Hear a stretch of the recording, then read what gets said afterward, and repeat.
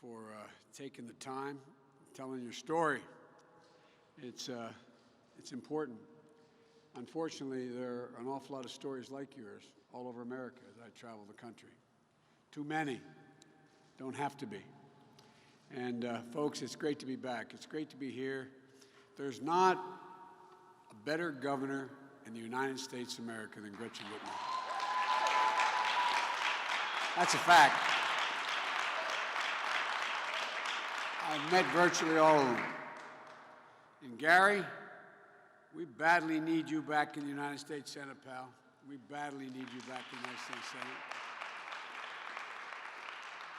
And my sister, Debbie Stabenow. God love you, Debbie. We worked so closely together for so long, and as vice president as well. Folks, look, we need to send Gary back for another term, standing up for Michigan families, small businesses. He was our main congressional partner back in 2010 when we passed the critical legislation supporting small businesses. I remember the president giving me the responsibility to go out and round up support. The person my go-to guy to get it done, I mean it sincerely, was Gary. He was the go-to guy. And he always shows up, and he always shows up for Michigan. And like all of you, Jill and I are so grateful that the governor and her family are safe. It's an unusual year. Governor, you've been through a lot, but my Lord, you are a leader. You stand up straight and tall, and you don't bend. Governor, it's not easy to lead in moments of crisis, but that's a determination of whether you have a real leader. Well, you stepped up to the crisis, and you've stepped up. You've done it, and you keep doing it. As I said a moment ago, you're pretty much doing it better than anybody else in the whole United States of America. You've shown this whole nation just how tough and thoughtful you are. Tough just like Michigan. I've got to believe this state has to be so proud of you. I know personally I am as I've gotten to know you. I'm proud to call you a friend, Gov. We're grateful to the FBI and law enforcement to discover these domestic terrorists and stop them. And make no mistake, that's who they are, domestic terrorists, flat terrorists. Planning to blow up a bridge on American soil to threaten the lives of police officers, to kidnap an elected leader. And now we're finding out the same thing was happening in Virginia. You know, it's the sort of behavior you might expect from ISIS. And it shouldn't shock the conscience of every American. Every American. And the failure to condemn these folks is stunning from the outset. I remember, it matters. You've heard me say it before, words matter. And the words of a president particularly matter. When the president tweeted, "Liberate Michigan," liberate Michigan, that's the call that was heard. That was the dog whistle. Just like when he said there were, quote, very fine people on both sides in Charlottesville.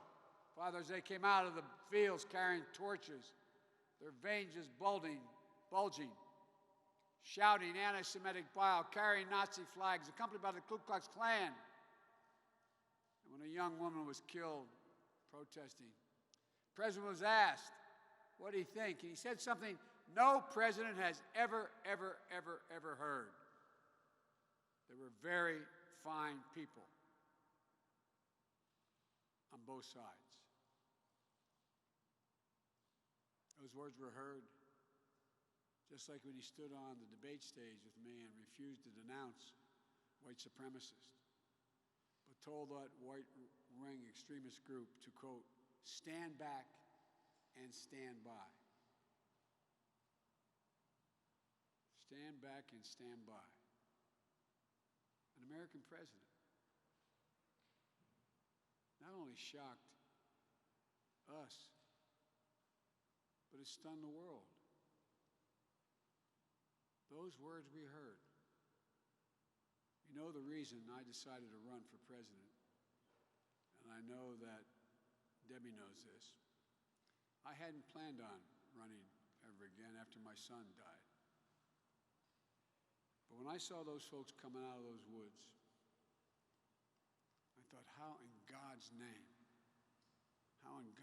can we remain silent? And I said at the time, and was somewhat not criticized, but people didn't think it was, well, I don't know what it was. When I said, I think we're in a battle for the soul of America. I think we are. What I saw at Charlottesville and the president's response to it is why I went to Gettysburg Battlefield in Pennsylvania last week. Because I thought there was a need to stand up to hate in America and urge us, as Lincoln did, to come together as a nation. What I've learned, hate never goes away. It only hides. It never goes away. And if you give it oxygen, it comes out from under the rocks, it grows. We need to be clear, from the president on down in this country, there is no place for hate in America, period. None. It will not be tolerated. But President Trump revels in division and chaos. He'll do anything to distract us from focusing on his failures to deal with this virus and to protect the nation. He's still living in a dream world. He keeps telling us that this virus is going to disappear like a miracle. He said, I think last night in his town hall, I didn't have the pleasure of hearing it. I was doing one myself. He said, we have turned the corner. As my grandfather Finnegan might say, we were here, he said, he's gone around the bend. Turn the corner. My Lord. It's not disappearing. In fact, it's on the rise again. It's getting worse, as predicted. We all know the terrible price this nation has paid.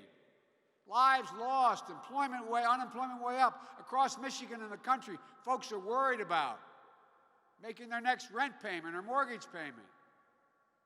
Whether their health care will be ripped away in the middle of a pandemic that you work so damn hard, Gary, to keep. Worried about, and we talked about this with Lexi, kids in school. Are they able to get back to school? More than 215,000 Americans, I think it's 217 as of this morning, Americans have died from COVID-19. And experts have said, and have been saying for the last month and a half, that nearly another 200,000 lives are likely to be lost in the coming months between now and the first of the year, if we continue to refuse to follow science, because he refused to embrace wearing a mask.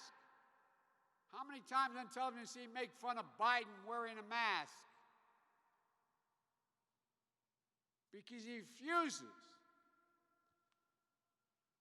to practice social distancing. He puts his supporters in such jeopardy. It's estimated by his own folks, if we just wore masks nationally, almost 100,000 lives would be saved in the next few months. His own director of CDC said, well, we're waiting for a vaccine, even if we had a vaccine. This will prevent more deaths between now and the end of January than a vaccine would. You know what's really sad about all this? And I've been talking about this, but every time I repeat it, I get more, well, I'm not very happy. The president knew and lied about knowing. He knew in January. The intelligence community and their, what they call the PDB, the Presidential Daily Briefings, which I've sat in on hundreds and hundreds and hundreds and hundreds of them as vice president. It got out that they laid out in detail to him how devastating this could be.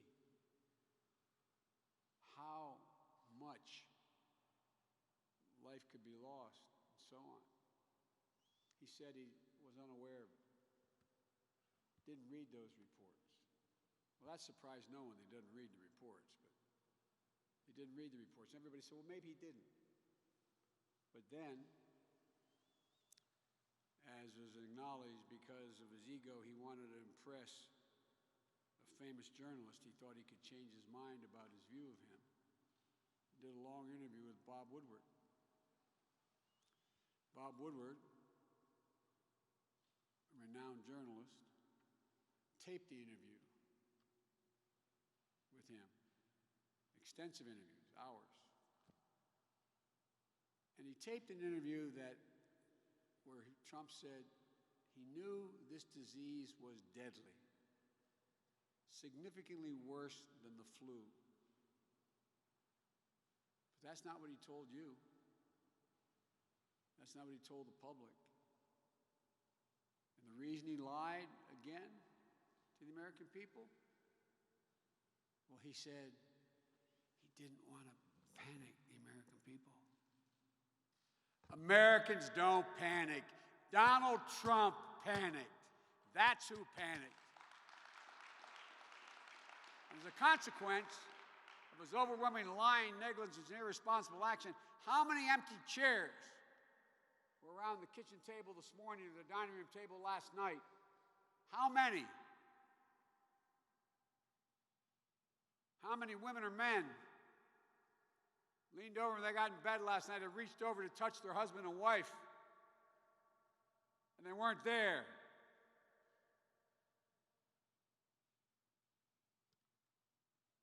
You all know what loss is.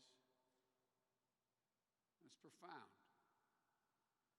especially when it was avoidable, much of it. But mishandling the pandemic isn't enough for Trump. On top of that, he's still trying to take away your health care. Trump's still determined in the midst of this pandemic. And by the way, if the projections, pray God they're not right, Father. If they're right, though, in the next several months, there'll be over 200,000 additional deaths. That'll be in 1 year, 400,000 Americans will have died. That's more than lost in all of World War II.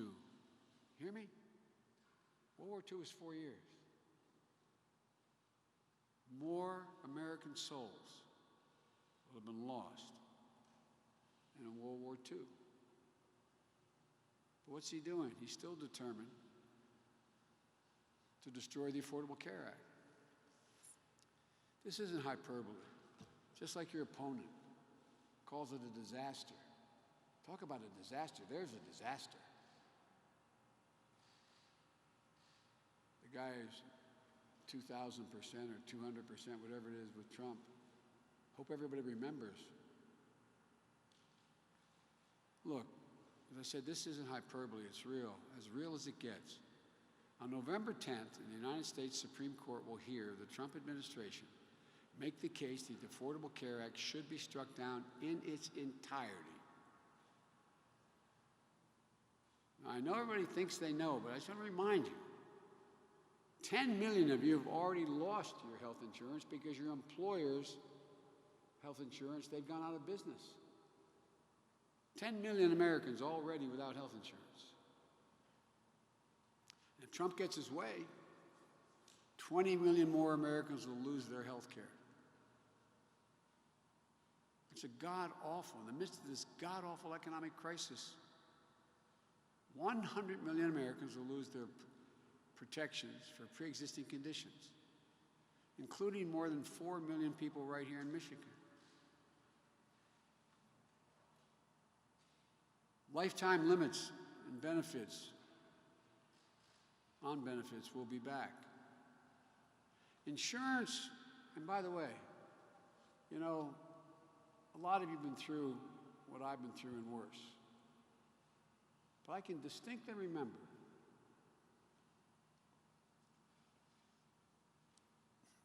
sitting on a bed with my beau, my son, who came back from, he's the Attorney General, came back from a year serving in Iraq.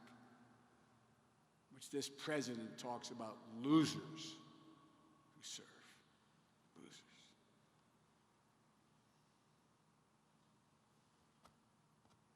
With the same significant disease that your mom had, stage 4 glioblastoma.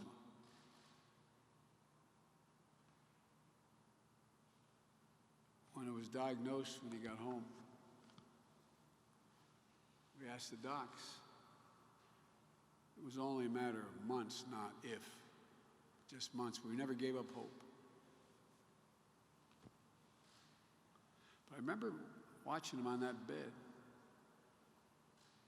He made it almost 16 months. Toward the end, this is not about me, it's about all of you. And I consciously thought to myself, what would it feel like if they were able to walk in and say, Mr. Biden, you've outrun your insurance coverage. Suffered the last 2 or 3 months in pain on your own. Lots of luck. Because that's what was happening before. Insurers, if they win, and that's what this court packing going on now is about, insurers will no longer allow you to keep your kids on your policy till age 26 in the middle of this economic crisis. Women, once again, will be charged more for their health care just because they're a woman. Older folks will be able to be charged more. And as the governor said, long-term complications from COVID will become pre-existing conditions, joining asthma, diabetes, even pregnancy is a pre-existing condition before. It could allow insurers to jack up your premiums or deny coverage altogether. Getting rid of Obamacare is why they're racing to get this nominee through the Supreme Court. Make no mistake about it. Trump's made it clear from the beginning, as your opponent has. He wants to get rid of Obamacare in its entirety. And with this nominee, he's made that incredibly clear as well. Michigan deserves so much better. Deserves leaders like Gary and Debbie Stabenow. Public servants who lead with decency and honor. Always look out for your needs. Who think about how to ease the burden on your family. That's the sort of leader you got in Gretchen and Governor Whitmer as well. When she was in the state Senate, she led the charge to secure Obamacare Medicaid expansion for more than 800,000 Michiganders. Think about this now. Some of those states, Republican governors, did not expand it, even though the federal government is paying for the front end. There's millions of people who have no coverage.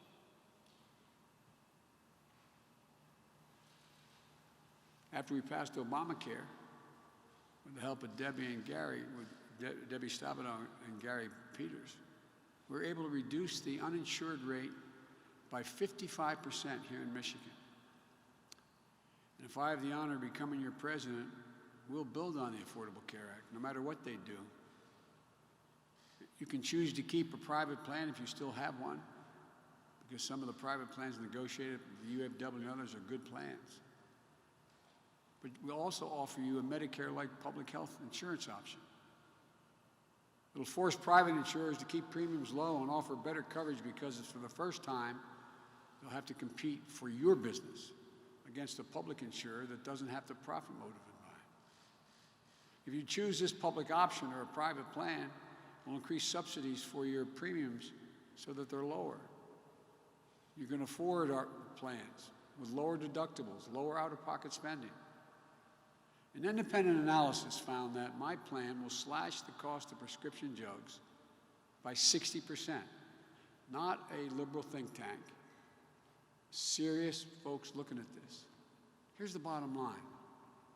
My plan lowers health care costs and gets universal coverage quickly at a time when Michigan families desperately are going to need that relief, and they need it now. Families are reeling right now. They need a lifeline now. And I promise you, When I'm president, I'll take care of your health coverage the same way I would my own family. I grew up like a lot of people in this state, in Scranton, Pennsylvania, and Wilmington, Delaware, in a 3-bedroom, split-level home with 4 kids and a grandpapa lived with us. I can remember how my dad, when we moved from Scranton with no work, we moved down to Delaware. We stayed with my grandpapa for a year. He came home every weekend. Finally got a job. We got an apartment we lived in, and ended up being Section 8 housing years later, but it was decent. We were happy. It took my dad about 3 years to get a job good enough that he could actually buy a home. When he bought that small home at the time, a suburban sprawl was going on. There were 70 homes like it, 3- and 4-bedroom homes. But the walls were thin. I look back and I wonder how my mom and dad did it, come to think of it. I remember one night my dad's being really restless. You could hear him restlessly rolling in bed. Our bedroom was next to it. And I asked my mom the next morning, "What's wrong with Dad?" He said, "Honey, it's complicated." I said, "What's the matter, Mom?" I was like 14 years old. So, well, his company had just lost his health insurance. But we're going to be okay, honey. Look at all the people rolling around in bed tonight, tomorrow night, last night. Trump doesn't see things this way because he only sees the world from a Park Avenue perspective. I'm not being a wise guy, I'm being literal. He can only see from his penthouse, Wall Street.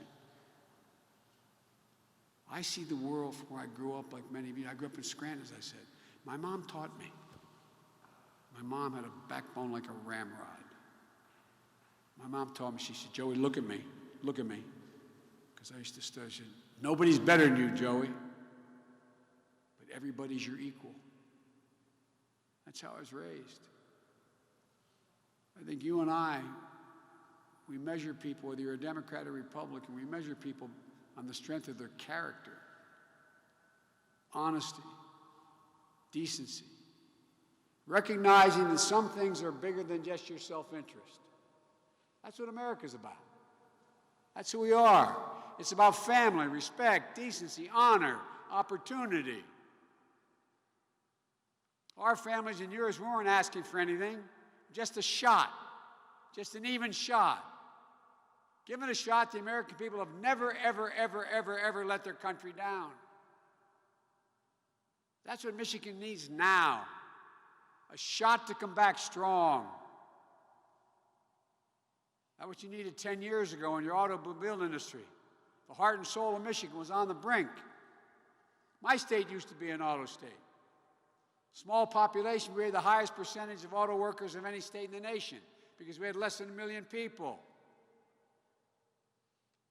The largest General Motors and Chrysler plants outside of Michigan. But you all remember like I do. You remember what it was like yesterday. When Barack and I decided we had to bet on Michigan. Remember all the blowback even from some Democrats? We can't compete. We bet on auto workers. We bet on the UAW. And they came through and it paid off. For real. The industry wasn't in trouble because the auto workers were in trouble because of management decisions. Over the objective of many, we stepped in and rescued the automobile industry. General Motors and Chrysler saving over 1 million jobs by that one deal.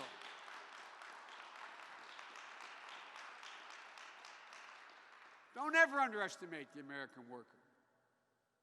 By contrast, on Donald Trump's watch, we were in a nationwide manufacturing recession before COVID struck.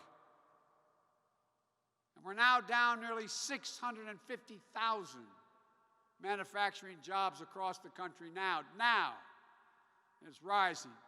In fact, Donald Trump will be the first president in modern American history to leave office, God willing, to leave office with fewer jobs than he had when he started in office. Last one was Herbert Hoover. For real. Folks, we can bring this economy back. I'm positive of it. I'm optimistic about it. We know how to go about doing it. Independent analysis on Wall Street, Moody's, a well-respected Wall Street firm, has done an in-depth analysis of every aspect of my plan, as well as his. You know what the conclusion was? This is Moody's now. That my plan will create 18.6 million jobs, 7 million more than his would, and $1 trillion more in economic growth than the president's plan. By investing in people.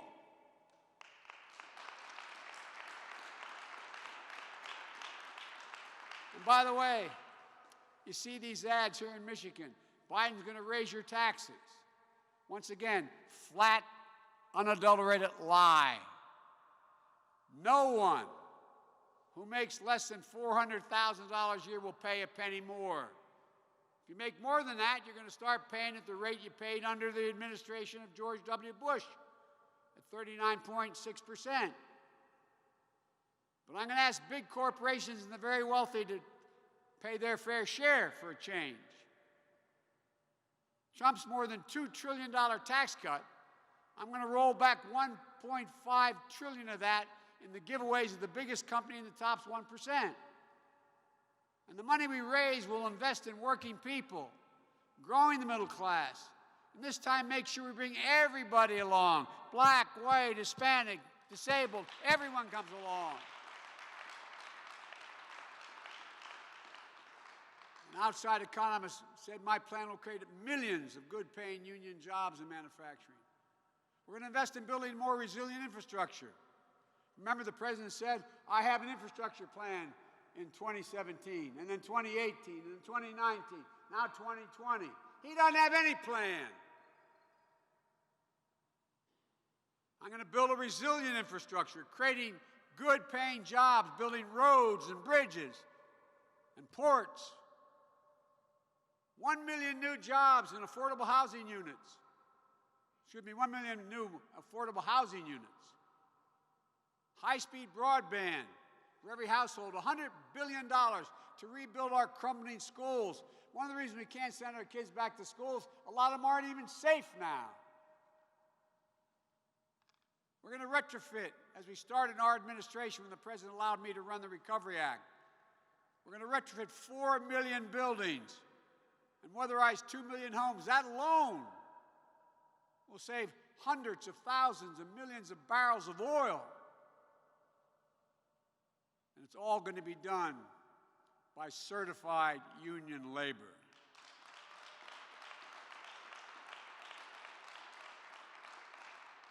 We're going to end Trump's incentive. He actually priced he talks about his trade deals. As Gary and Debbie know, in his trade deals, he incentivized people to send jobs abroad. Abroad. More taking their jobs overseas. One thing more. The United States government owns and maintains an enormous fleet of vehicles. And I promise you, the president controls that.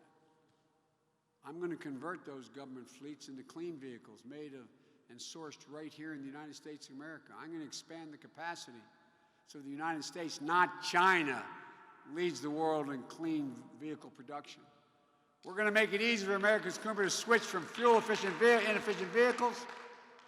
We're going to build a network of 500,000 charging stations all across the country. Offer consumer rebates to swap older, fuel-inefficient vehicles for new, clean, American-made models. And together, this will mean, according to the estimates, more than 1 million good new jobs in the American automobile industry, because we will own the electric vehicle market in the world. Folks, I guarantee we can do this, but we have to come together. I remember you and I talking, Gov, when I was running for the nomination and my saying we had to unite the country. You're the only one that thought I was right, I think. We said, it used to be the old days. Yeah, Joe, you got a lot done. You used to walk across the aisle, get a lot done, but everything's changed. Well, folks, if we can't unite the country, we're in trouble. America and our system runs on consensus. Compromise is not a dirty word. I'm running as a proud Democrat, but I'm going to govern as an American president. I'll work as hard for those who don't support me as those who do. I do not see America in terms of red and blue. Bringing the country together, that's the job of a president. It's a duty to care for everybody. We can be so much better than what we've seen. We can be what we are at our best when we're the United States of America. But folks, you have to vote. And people are turning out here in this state in overwhelming numbers around the country. If you have any doubt, go visit iwillvote.com/M-I. Early voting is happening now in every city and township clerk's office in the state. You can register and vote in one quick stop. If you have your ballot already, mail it or drop it in a drop box today. Don't wait. Vote. And don't just vote for me and Senator Harris and Gary as well. Vote all the way down the line. We're going to need Gary back in the United States Senate, looking out for Michigan families, because we're going to win back the United States Senate. And when we do, we're going to change things. Folks, it's time, I really mean this, to restore the soul of America, to rebuild the backbone of this country, the middle class. This time is to bring everybody along. Debbie may remember my colleagues in the caucus used to kid me, because I'd quote President Kennedy when he was about going to the moon, his famous speech. Everybody remembers different parts of it. The line I remember more than anything else, he answered the question that was implicitly being asked. Why are you doing this? And he said, because we refuse to postpone. I refuse to postpone the work America must do now to bring